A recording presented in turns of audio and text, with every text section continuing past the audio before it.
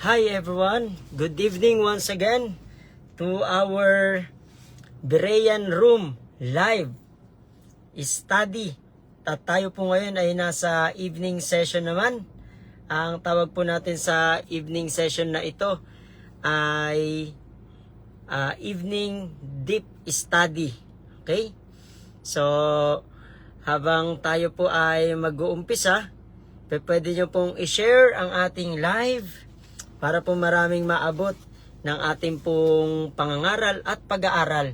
At alam nyo po, pag lumalapit tayo sa Panginoong Kristo Jesus sa Matthew 11:28, 29, ang sinasabi niya po roon, lumapit kayo sa akin, kayo nabibigatan, nahihirapan, at bibigyan ko kayo ng kapahingahan. Pasanin niyo ang aking pamatok, sapagkat ako'y mababan loob, at mag-aral kayo sa akin, at makakasumpong kayo ng kapahingahan sa inyong kaluluwa. Kaya sa oras pong ito, tayo lalapit sa Panginoon sa pamagitan ng pag-aaral sa kanyang salita. Pero bago yon, ito po muli ang inyong kaibigan, Hensume Baptistimen. I am also a pastor at ako po tinawag ng Panginoon para po ibahagi sa inyo ang ebanghelyo ng kaligtasan, mangaral kahit po sa pamagitan ng online. At ito po ang panibagong pamamaraan, gagamitin natin ang technology para po maging makabuluhan ng ating pong oras, at malugod pa rin ang ating Panginoon. Bago po tayo mag-umpisa, hayaan yung manalangin muna ako. Panalangin ko ang bawat isa sa atin. Let's pray. Dakilang Diyos, Ama, makapangyarihan sa lahat. Salamat po sa mapagpalang gabing ito. Biyaya mo, nasa Berean Deep Study po kami ngayong gabi. At iningatan nyo ang buong magdamag. Sa biyaya mo, Panginoon Diyos, na ang iyong salita ay malayang na ipapahayag. Ano mang ayong pagkukulang pagkakasala, patawarin niyo po kami, linisin ang ayong pusitisipan, at ang kapangyarihan ng banal na Espiritu ang mangilos sa oras na ito, sa bawat tagapakinig at maaabot po ng video, at sa bawat po mga may puso rin na magbahagi ng iyong katotohanan, na makita nila na dapat din po nila ibahagi ang kanilang mga natututunan sa inyong salita ng katotohanan. Sa ngalan ni Jesus ay po na pinagkakatiwalaan lahat. Amen, amen. Alright, sa muli magandang gabi sa bawat isa, sa mga naghahapunan na, enjoy eating. At habang po kayo ay kumakain, ay pwede po kayong makinig sa ating live. Ano po? So, sa ating pag-umpisa, ay isi-share po muna natin. Pwede nyo po i-share ang ating live. So, bibigyan ko po kayo ng ilang minuto para po ma-share ang ating live. And pwede kayong mag-comment dyan sa ibaba kung nais nyo po ng mga may katanungan po kayo, o di kaya naman ay meron po kayong mga nais idagdag sa ating po mga pag-uusapan sa gabing ito. Okay? So, ayun. Maraming salamat. I-share ko rin muna sa aking personal account. Tapos sa ating mga kaibigan. Kamusta po ang magdamag ninyo? Nawa nasa mabuti kayong kalagayan? Nawa naranasan nyo ang pag-ibig ng Diyos? At kung may pagsubok man dinaanan ng bawat isa, salamat sa Diyos. Paggabi na ngayon at buhay pa rin tayo, may lakas at may pagkakataon nga na mag-aral tayo sa kanyang salita. Okay, so ang topic po natin for tonight is about author. Ang text po natin o main verse na pwede nyong kabisaduhin ay ang Hebrews 12:2. Hayaan nyo basahin ko sa inyo ang Hebrews 12:2. So yung iba po ay kabisado na ito, pero babasahin ko pa din po sa inyo. Sabi po sa King James Version na ginagamit namin, looking unto Jesus, the author and the finisher of our faith, who for the joy that was set before him endured the cross, despising the shame, and is set down at the right hand of the throne of God. Na sa Tagalog, namasdan natin si Jesus na gumawa at sumakdal ng ating pananampalataya. Yung author po dito ay gumawa o pinagmulan ng alin daw?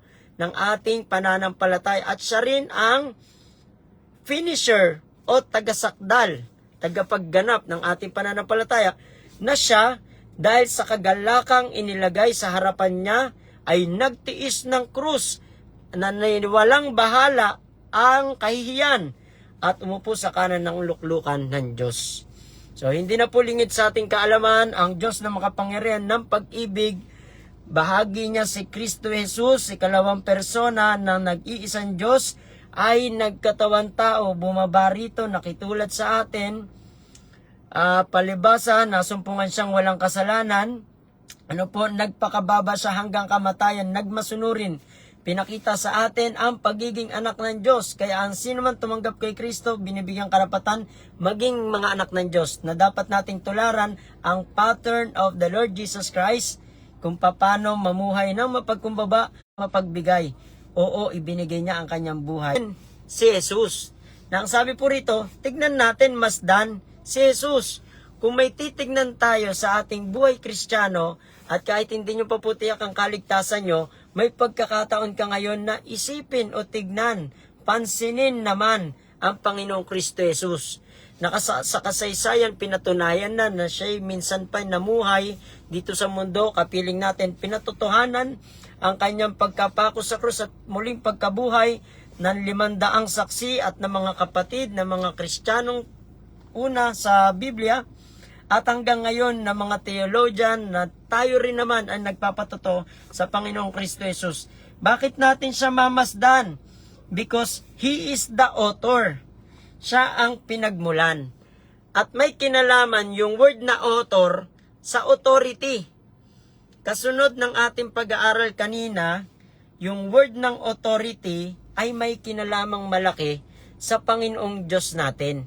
At siya'y nagsalita, ang banal niyang salita, ang ating final authority, kung saan sandigan ng ating pananampalataya at ng pamumuhay. Kasi ito ay salita ng Diyos at katotohanan. Ang meaning ng authority, konting aral muna tayo sa etymology. The word authority means the lawful to command. Alright, napuputo lang internet. Ang authority, ito yung may karapatan at kapangyarihan na mag-utos, to govern, magmamahala, magdesisyon, to enforce, magparating o gumawa, or act, o kumilos. It can refer to, pag sinabing authority na may kinalaman sa author, a person in charge. Si Kristo ay persona. Ang sabi ng Matthew 28:18, all power is given unto me in heaven and on earth. Sinabi ni Jesus, ang lahat ng kapangyarihan o authority o otoridad ay ipinamahala na sa akin sa langit at sa daigdig. At doon nag-atas siya sa tunay na iglesia ng Biblia na mga ligtas, humayo kayo, ipangaral ang ebanghelyo, bautismohan nyo sila sa ngalan ng Ama, Anak at ng Espiritu Santo. Naturuan silang sundin lahat ng inuutos ko. At ako'y kasama niyo hanggang sa kawakasan ng daigdig. Sinabi ni Jesus. Okay?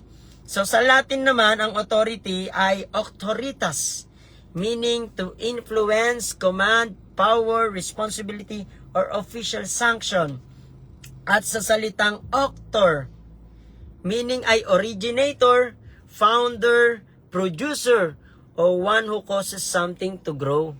Kaya ang nais ng Panginoong Kristo Jesus, tumingin tayo sa Kanya.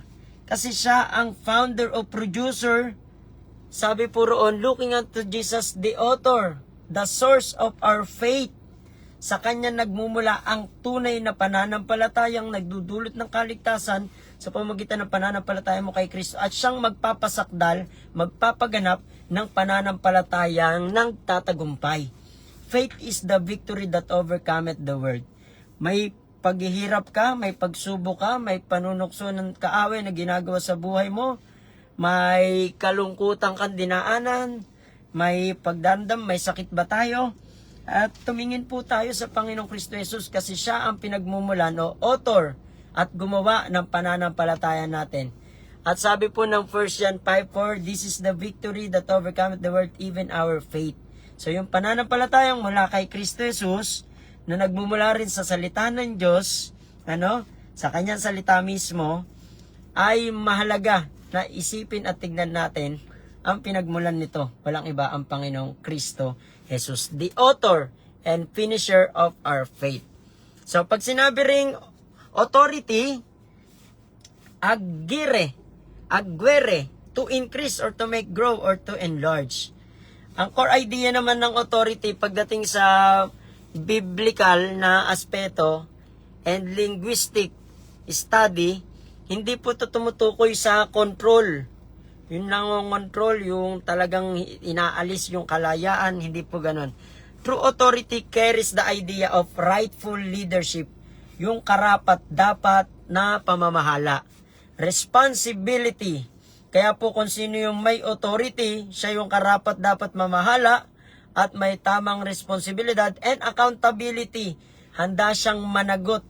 And the power to establish order, may kapangyarihang magpatibay, magpalaganap ng kaayusan. Yun po ang Diyos natin. May mga tao din pinagkakaloban ng otoridad para po magpalaganap ng kaayusan.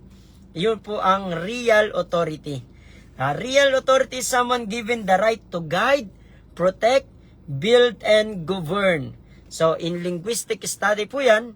And biblical meaning naman po ng authority, the Bible tells us that authority ultimately comes from God. Sinasabi, tinuturo ng aklat ng Biblia na kasulatan ng katotohanan, lahat ng kapamahalaan ay nagmumula talaga sa ating dakilang Diyos. Sa Greek po nito ay exousia. Exousia. Ang meaning ay delegated power, jurisdiction, right to rule, and liberty to act. Kasi ang Diyos ay magagawa niya anumang ibigin niya. At ginagamit din ito sa otoridad ni Kristo. Christ authority, yung binasa natin kanina. All power is given unto me, Matthew 28 verse 18. Governmental authority, sa gobyerno po natin, yung authority na meron sa gobyerno. Kaya pala pinasusunod tayo. Yung church authority, sa mga merong simbahang totoo, tunay, kalipunan ng mga ligtas, kaya nabautisman dahil sumampalataya kay Kristo Jesus. At merong spiritual authority, sino ba dapat nasusunod na mamahala sa buhay natin?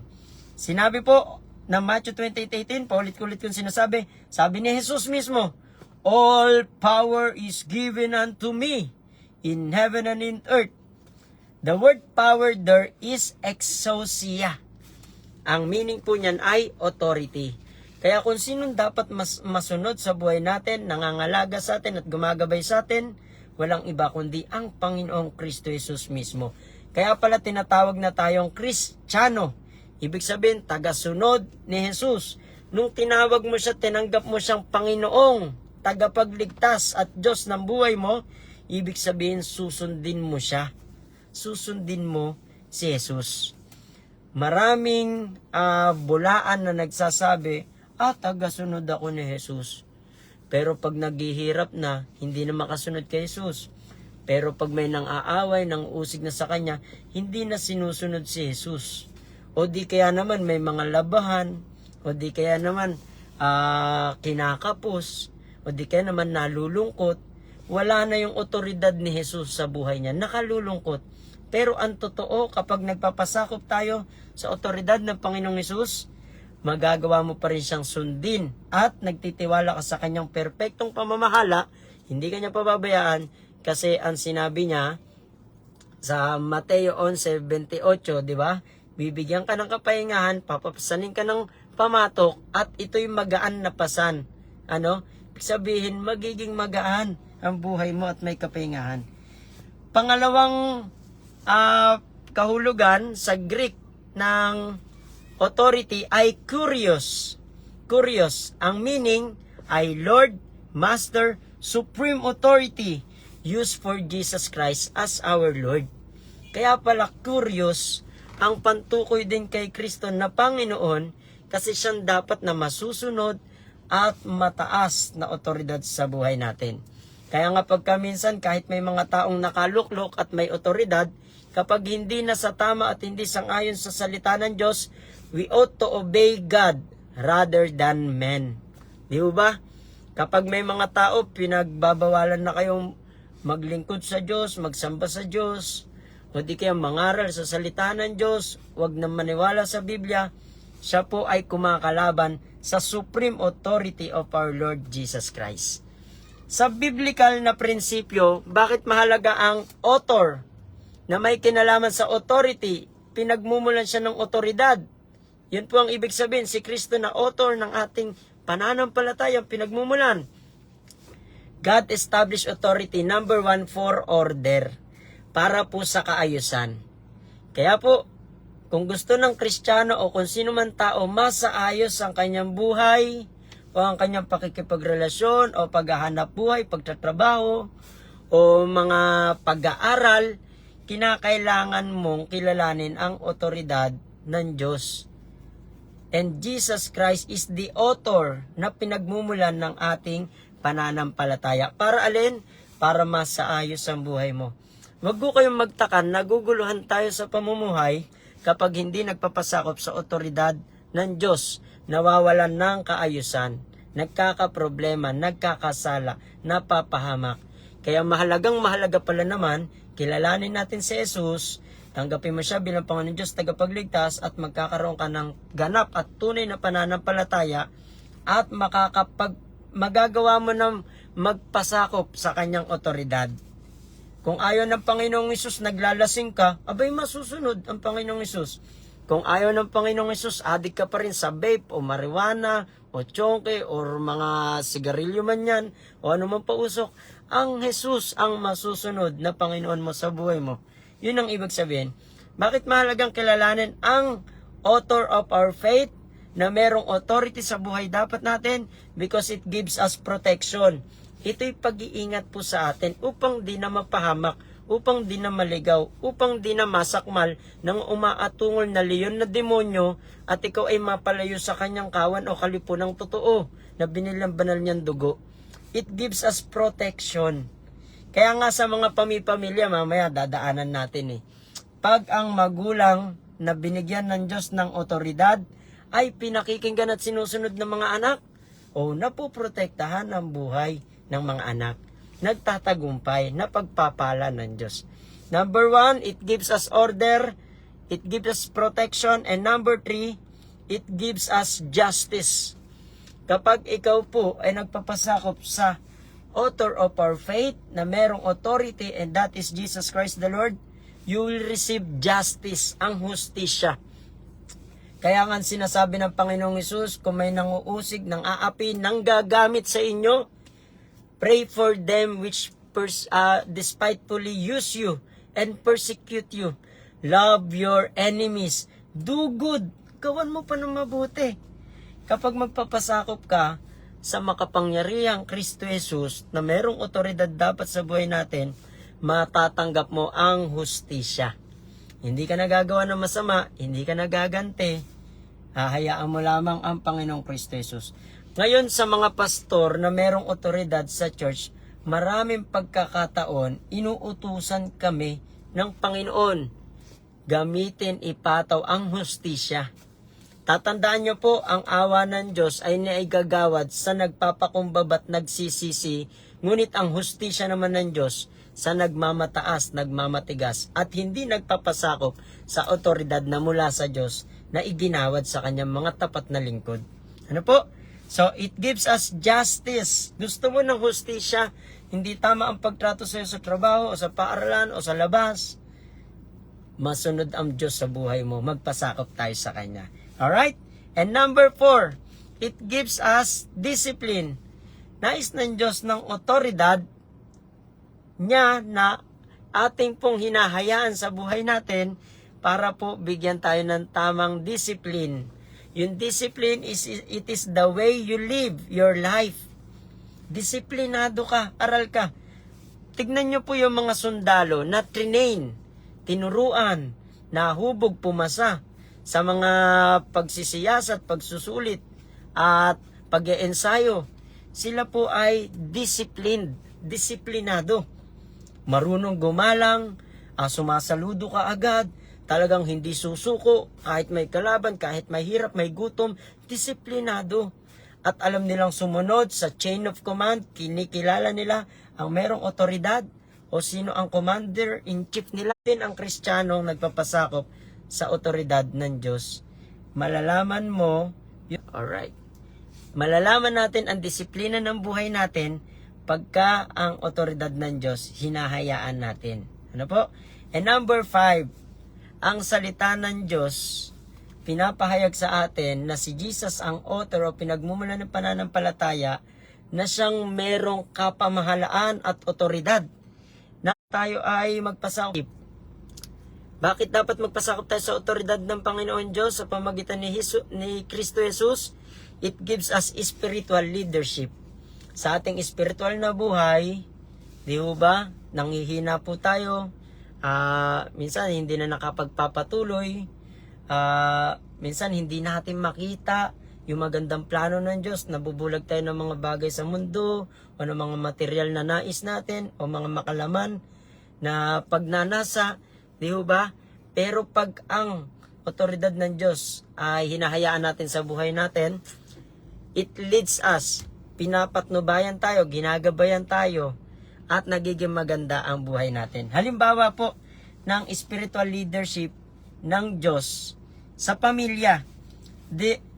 We have parents over children. Otoridad ng Diyos yan, kaayusan niya.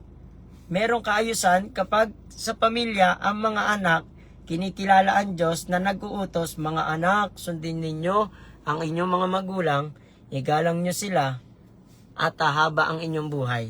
Di ba?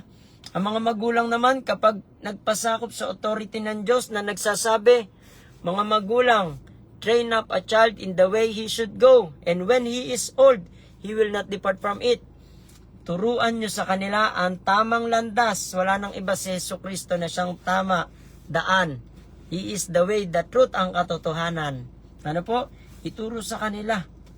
Upang sila pagka lumaki, hindi na lalayo kay Kristo Jesus. Pumasok ka sa makitid na daan kasi iisa lang ang daan, walang iba ang Panginoong Kristo Jesus, tungo sa kalangitan, tungo sa buhay na walang hanggan. Pero malawak naman ang daan tungo sa kapahamakan na kapag hindi tinuruan ang mga anak, hindi dinisiplina, hinayaan, masasakitan lang ng ulo ang mga magulang, masasaktan lang ang mga damdamin pag mga nasangkot sa mga gulo o hindi naglilingkod sa Diyos o walang takot sa Diyos. Kaya po sa pamilya natin, mga kaibigan, hayaan natin ang otoridad ng Diyos. Ipaalala, ituro sa kanila ang aral ng Diyos, the best teaching na gagawin ng magulang at maipapamana sa kanila ang katuroan ni Kristo na magre-resulta rin ng tamang pananampalataya. At kung magtapos man ang buhay, mamatay man ng mga magulang, panatag ka kung ang anak mo tumanggap kay Kristo, alam mo, pupunta siya sa kalangitan. At alam mo, susunod siya kay Jesus kasi tupa siya kapag tinanggap niya ang Panginoong Jesus. At alam mo, pagtatagumpayin siya. Ano po? Good evening po sa bawat isa. Ayan, Sister Neil Sarmiento, Brother Joel, sa iba pa, Sister Amari, good evening sa bawat isa. Shoutout sa inyo, sa aking misis at sa mga kapatid namin sa Galilee. So, ano pa, halimbawa, sa church, alam nyo ba? Ephesians 4:11, and he gave some pastors, some apostles, some prophets, some evangelists, some pastors and teachers.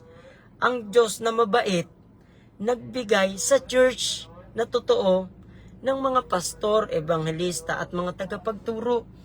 Pasakop tayo sa disenyo ng Diyos sa kanyang otoridad na binigyan tayo ng mga pastor sa church, sa iglesia. Kaya mga miyembro, paalala, kung nais mo ang kaayusan sa buhay mo, kung nais mo ang proteksyon ng Diyos, ang hustisya ng Diyos, ang disiplina ng Diyos, at patnubay ng Diyos o leadership ng Diyos sa buhay mo, pasakop tayo sa otoridad ng Diyos na itinalaga sa church na andyan po ang mga pastor, evangelists, and leaders. Ang panahon ng mga propeta at ng mga apostoles ay lumipas na. Mababasa nyo rin naman sa unang Korinto 13. Di ba? Sabi kasi ng Romans 13:1, for there is no power but of God. The powers that be are ordained of God. Ibig sabihin, nagmumula talaga sa Diyos. O sa gobyerno natin, over citizens, sabihin nyo man, kurakot na ang mga nakaupo o nakaluklok. Hayaan mo ang Diyos na nagpahintulot maitalaga sila. Kasi wala kang dapat ikatakot pagka sumusunod ka sa gobyerno, sa batas. Huwag lamang yung labag na yung kanilang batas sa batas ng Diyos. We ought to obey God rather than men. Walang dapat ikatakot ang sumusunod. In Romans chapter 13, basahin po natin dyan, hindi ka dapat matakot kapag ikaw ay sumusunod sa Diyos, na dinadala ka sa pagsunod sa mga batas. So pag sinabi huwag kang tatawid, nakamamatay, huwag tumawid. O yung nagmamaneho na walang lisensya, o di ba, pasensya muna, tapos konsensya. Manalangin kayo, magkaroon din tayo ng lisensya. Di ba? O di kaya naman, sa mga nagsasama na, wala pang lisensya, hindi pa nagpapakasal, kilalanin natin ang gobyerno at ang otoridad ng Diyos. Dapat magpakasal, di ba? So yun naman po yun, napakadali. At si Kristo over all creation. He is the author, the finisher of our faith. All power is given unto the Lord Jesus Christ. Nung siya nagkatawan tao, dapat pakinggan mo. Kasi kakaiba nagsasalita siya. Walang katulad sa sansinukob.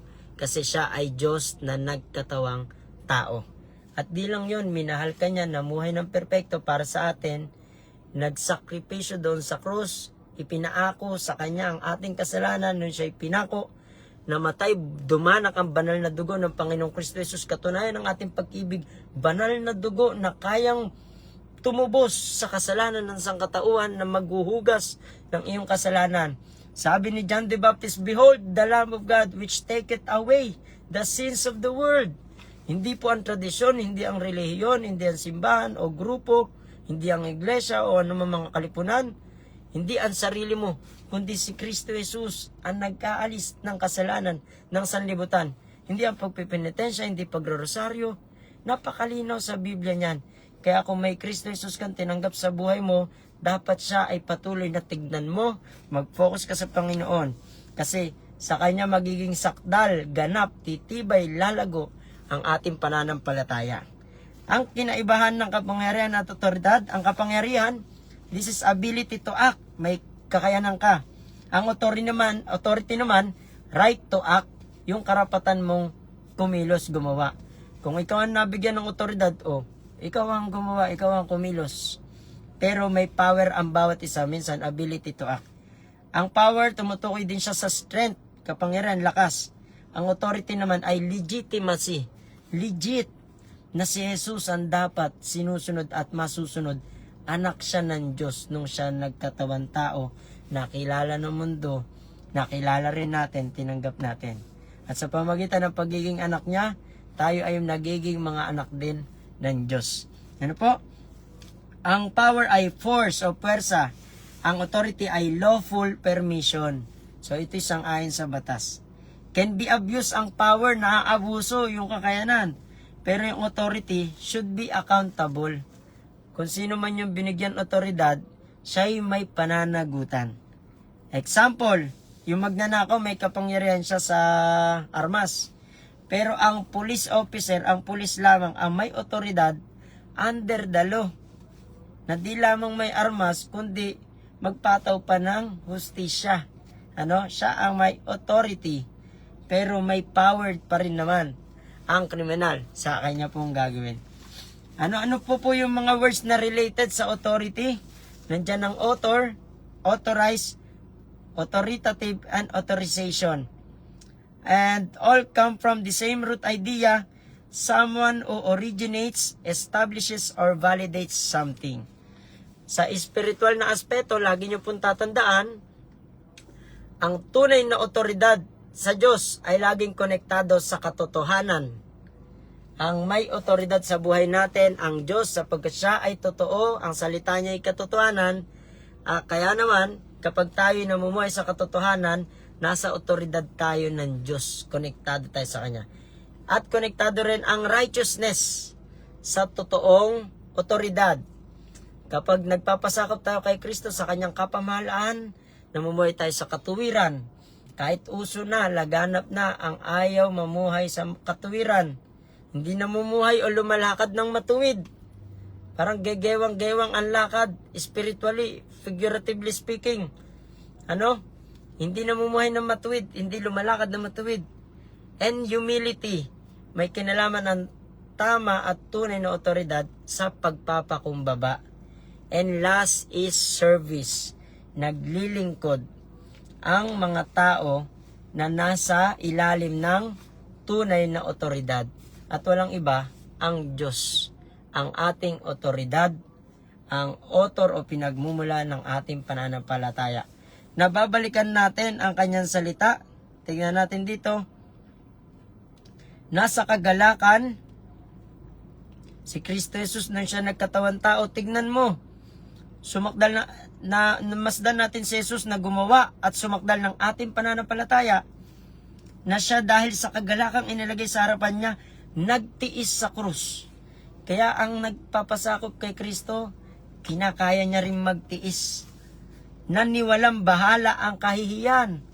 Ayos lang, nakakaya, pangangaral ng salita ng Diyos, pagsasamba, may dalang Biblia.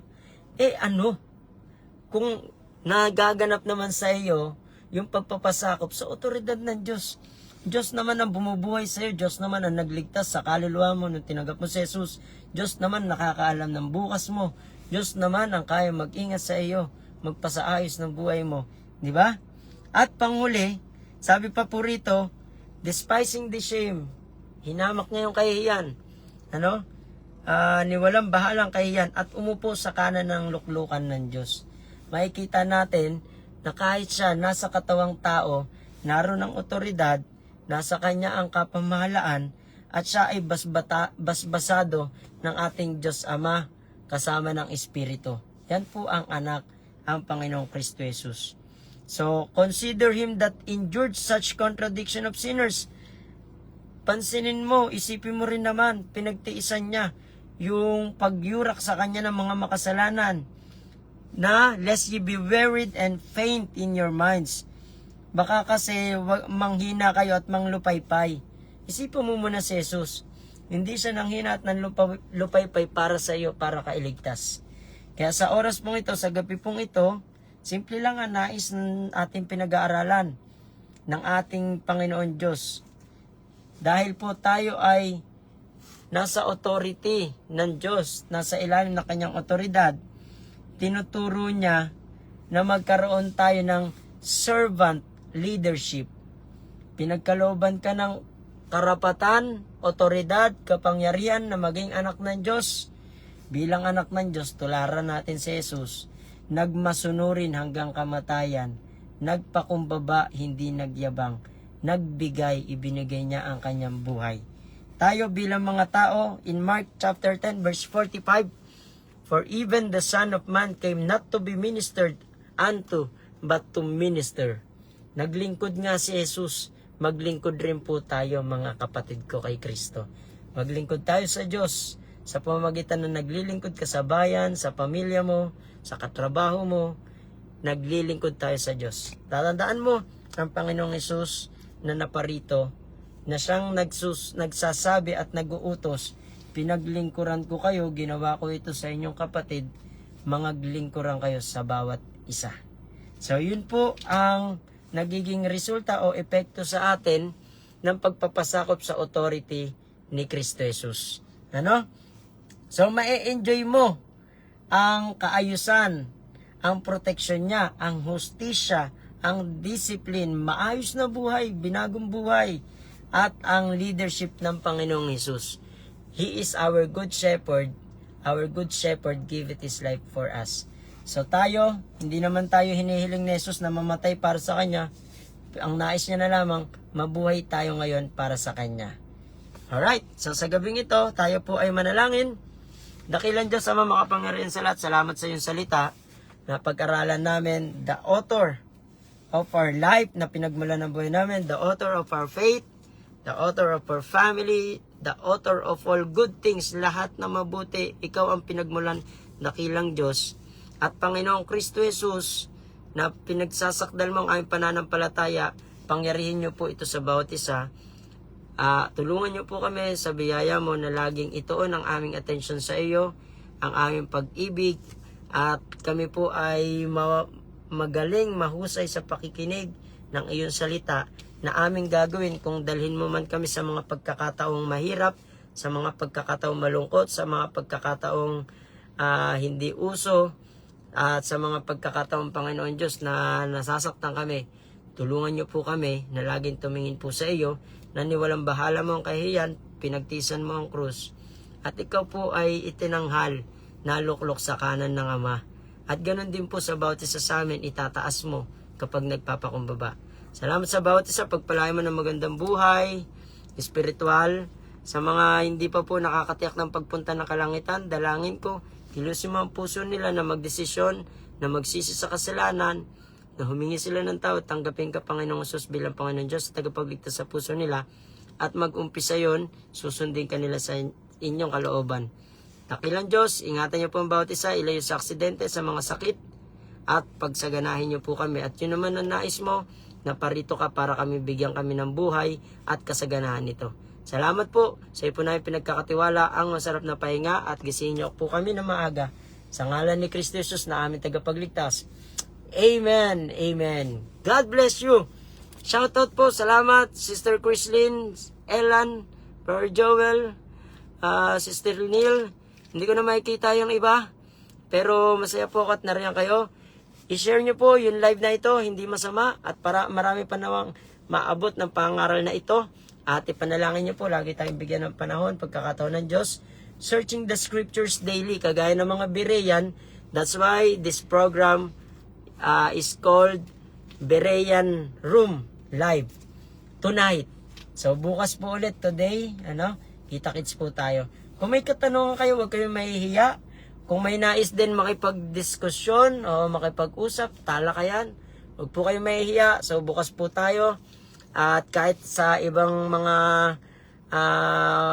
pananampalataya o simbahan, pwede po, nakikipag-usap po tayo, bukas po tayo dyan. God bless po sa inyo lahat. At lagi po naman ang kapayapaan at kasiyahan ng Diyos ay sumaating mga puso. Lagi po tayo magbulay-bulay ng kanyang salita upang gumanhawa tayo at magtagumpay. Good night to everyone.